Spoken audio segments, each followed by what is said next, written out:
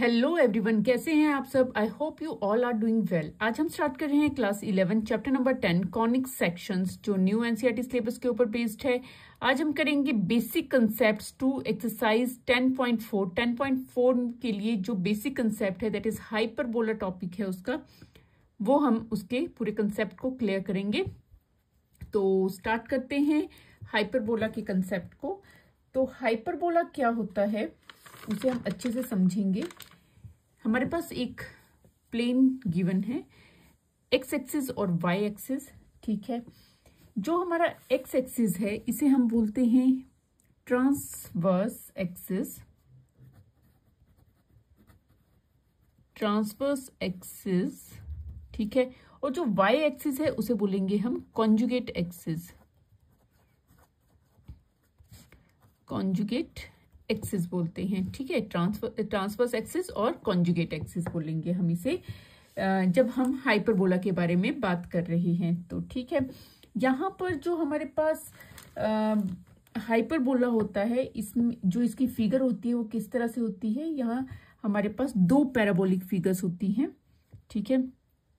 ये हो गया एक पैराबोला, ठीक है। एक पैराबोलिक शेप ये होगी है और सपोज ये एक पैराबोलिक शेप है, ठीक है, जो एक दूसरे के ऑपोजिट डायरेक्शन में होगी, पैराबोलिक शेप, ठीक है। ये यहाँ पर सपोज कर लीजिए ये इसका F1 है और ये इसका फोकाई F2 है, ठीक है। दो होंगे इसमें फोकस पॉइंट, ठीक है, F1 और F2 होगा। तो अच्छा, ये जो ये पैराबोलिक है, पैराबोलिक शेप है, इसका जो ये पॉइंट है इन्हें हम बोलेंगे वर्टेक्स बोलते हैं। क्या बोलते हैं इसे? वर्टेक्स बोलते हैं, ठीक है। सपोज कर लीजिए जो इसका ये वर्टेक्स पॉइंट ए है और ये इसका वर्टेक्स पॉइंट बी है, बी पॉइंट है और ये ए पॉइंट है, ठीक है। जहां पर कॉन्जुगेट एक्सिस और ट्रांसवर्स एक्सिस मीट करती हैं, जो ये पॉइंट है इसको बोलते हैं हम सेंटर, जिसे हम ओ से डिनोट करते हैं। क्लियर है? जहां पर ये दोनों मीट करेंगे वो होगा centre point O.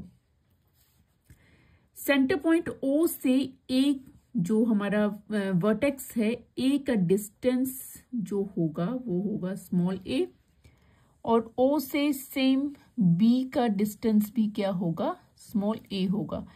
O A equals to O B equals to किसके इक्वल होगा? ए के इक्वल होगा। क्लियर है? ठीक है। और सेंटर पॉइंट ओ से F1 जो फोकाई है उसका डिस्टेंस जो होगा वो C होगा, और इसी तरह से यहाँ F2 का डिस्टेंस जो होगा C होगा, जिसे हम क्या लिख सकते हैं?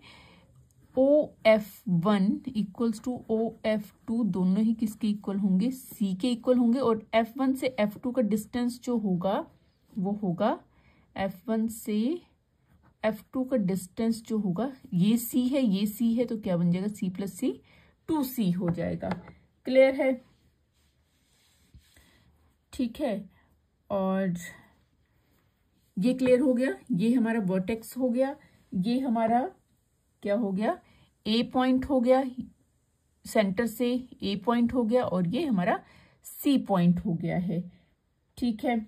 ओके, अब हमारे पास अगर हमारे पास जो हमारा हाइपरबोला है अगर वो ट्रांसवर्स एक्सिस के अलोंग होता है, ठीक है, तो स्टैंडर्ड इक्वेशन ऑफ हाइपरबोला क्या होगी हमारे पास? स्टैंडर्ड इक्वेशन ऑफ हाइपरबोला क्या होगी जब वो ट्रांसवर्स एक्सिस के अलोंग होगा? तो होगी हमारे पास X square upon A square minus Y square upon B square equals to 1 होगी, ठीक है। अच्छा, ए और बी क्या है? अच्छा, यहाँ पे देखिए ए और जो ये बी पॉइंट है इसके कोऑर्डिनेट्स क्या होंगे? देखिए ये नेगेटिव साइड पर है, तो ए के कोऑर्डिनेट क्या होंगे? यहाँ पे -A0 होंगे, और यहाँ पे बी के कोऑर्डिनेट्स क्या होंगे? A0 होंगे, ठीक है।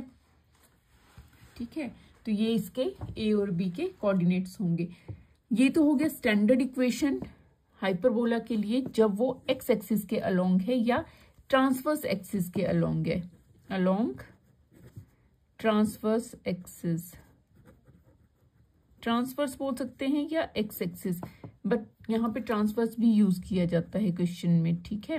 ट्रांसवर्स एक्सिस के अलोंग होगा, तो ये हमारे पास स्टैंडर्ड इक्वेशन क्या होगी, x square upon a square minus y square upon b square equals to 1 होगी। अगर हमारे पास ये कंडीशन है, जो हमारे पास पैराबोलिक शेप है वो इस तरह से है,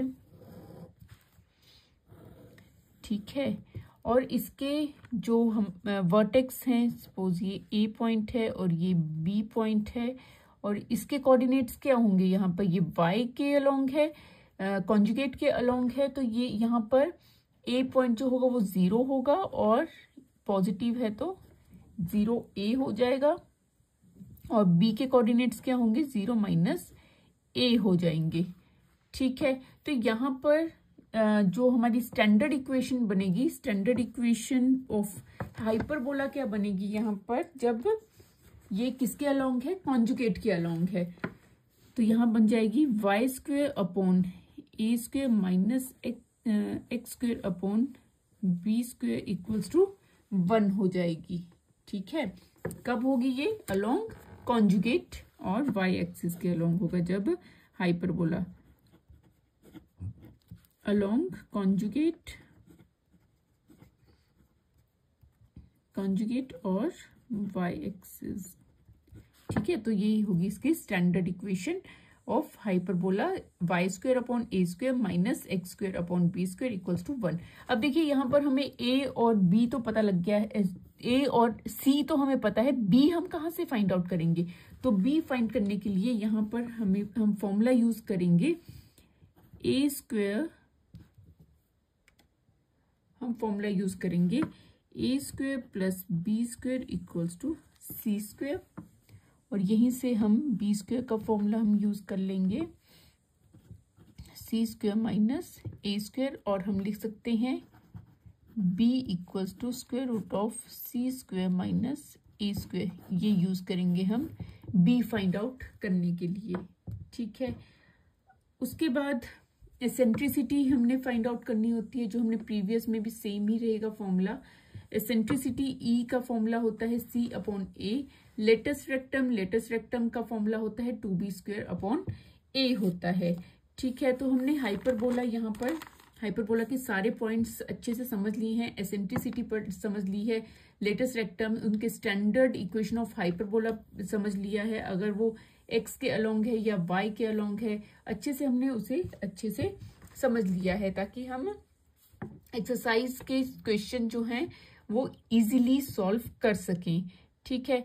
उम्मीद करती हूँ कि आपको अच्छे से समझ आ गया होगा। अगर समझ आ गया है तो वीडियो को लाइक शेयर जरूर करें, और चैनल में नए हैं तो चैनल को सब्सक्राइब करना बिल्कुल ना भूलें। तो इस वीडियो में इतना ही, मिलते हैं इसी तरह की नेक्स्ट एजुकेशनल वीडियो के साथ। Thank you and keep watching.